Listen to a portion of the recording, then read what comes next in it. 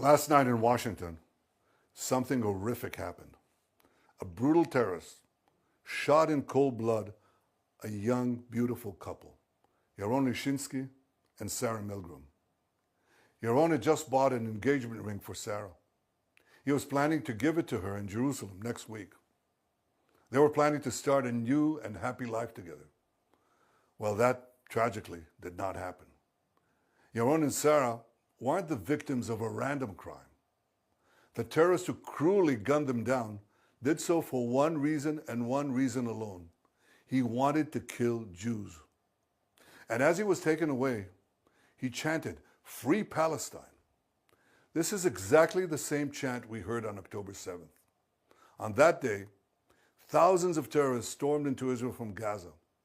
They beheaded men, they raped women, they burned babies alive, they butchered 1,200 innocent people and took 251 innocent people hostage to the dungeons of Gaza. A short time afterwards, Chancellor Scholz of Germany visited Israel. And after he saw the horrors, he said to me, "These Hamas terrorists are exactly like the Nazis." He was right. And if they could get away with it, these Hamas terrorists would have slaughtered every last Jew on earth. For these neo-Nazis, Free Palestine is just today's version of Heil Hitler. They don't want a Palestinian state. They want to destroy the Jewish state. They want to annihilate the Jewish people who've been in the land of Israel for 3,500 years. I could never understand how this simple truth evades the leaders of France, Britain, Canada, and others. They're now proposing to establish a Palestinian state and reward these murderers with the ultimate prize. Well, for 18 years, we had a de facto Palestinian state. It's called Gaza. And what did we get? Peace? No. We got the most savage slaughter of Jews since the Holocaust. You won't be surprised to learn that Hamas thanked President Macron and Prime Ministers Starmer and Carney for demanding that Israel end its war in Gaza immediately. Hamas was right to thank them, because by issuing their demand, replete with a threat of sanctions against Israel, not Hamas, these three leaders effectively said they want Hamas to remain in power. They want Israel to stand down and accept that Hamas's army of mass murderers will survive, rebuild, and repeat the October 7th massacre again and again and again, because that's what Hamas has vowed to do. I say to President Macron, Prime Minister Carney, and Prime Minister Starmer, when mass murderers, rapists, baby killers, and kidnappers thank you, you're on the wrong side of justice. You're on the wrong side of humanity. And you're on the wrong side of history. Now, these leaders may think that they're advancing peace. They're not. They're emboldening Hamas to continue fighting forever. And they give them hope to establish a second Palestinian state, from which Hamas will again seek to destroy the Jewish state. And mind you, it's not going to be a state free of Hamas. When you establish a Palestinian state, we've seen it. The radicals take over. Iran sends them in and they take over. So don't give us this talk. It'll be a peaceful Palestinian state. It won't be. But the hypocrisy doesn't stop there. These and other leaders have bought into Hamas's propaganda that says Israel is starving Palestinian children. And not only is Hamas putting out this lie, a few days ago, a top UN official said that 14,000 Palestinian babies would die in 48 hours. You see, many international institutions are complicit in spreading this lie. The press repeats it, the mob believed it, and a young couple is then brutally gunned down in Washington. So here are the facts. Since October 7th, Israel has sent 92,000 aid trucks into Gaza. That's right, 92,000 aid trucks. That includes 1.8 million tons of aid.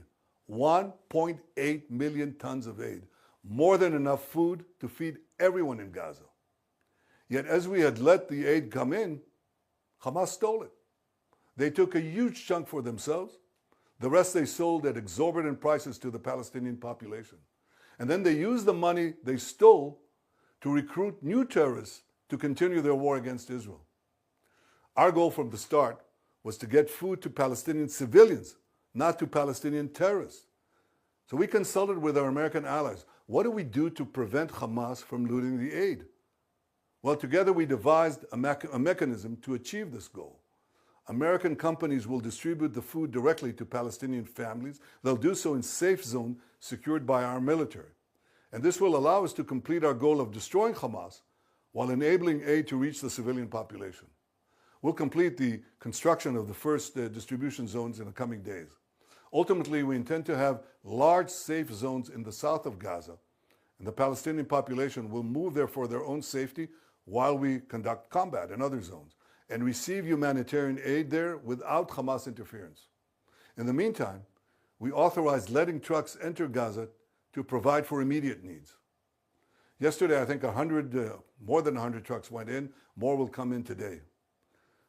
I tell you this, no army in the world has ever gone to such lengths to provide aid to the civilian population in the midst of intense combat. And Hamas, of course, opposes this. It shoots Palestinian civilians who want to leave for safe zones, and it shoots Palestinian civilians who want to prevent Hamas terrorists from looting the aid trucks intended for them. As for the hostages, we'll do every effort to secure them. I'm ready for a temporary ceasefire to get more out, but we demand, and you should demand, that all of our hostages be released, and released immediately. And so should every civilized country demand this. We're in an intense seven-front war that was launched against us by Iran and its proxies. Sometimes in war, accidents happen. One such incident happened the other day in Jenin, and thankfully no one was hurt. Our military has expressed its regret over the event because we don't target civilians or diplomats. We target terrorists. Exactly the opposite of Hamas. They target civilians, ours, and they hide behind civilians, theirs. They use them as human shields. That's a double war crime. But I don't hear that coming from any one of those countries that criticize Israel.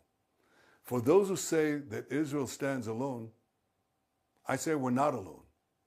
Justice stands with us. The truth stands with us. History stands with us. And so do countless people around the world who can tell the difference between right and wrong, between good and evil. I want to thank all of them. And I especially want to thank President Trump and the American people for their forthright stand with Israel and with the Jewish people. Together we stand, together we'll triumph, and we'll see the victory of civilization over barbarism.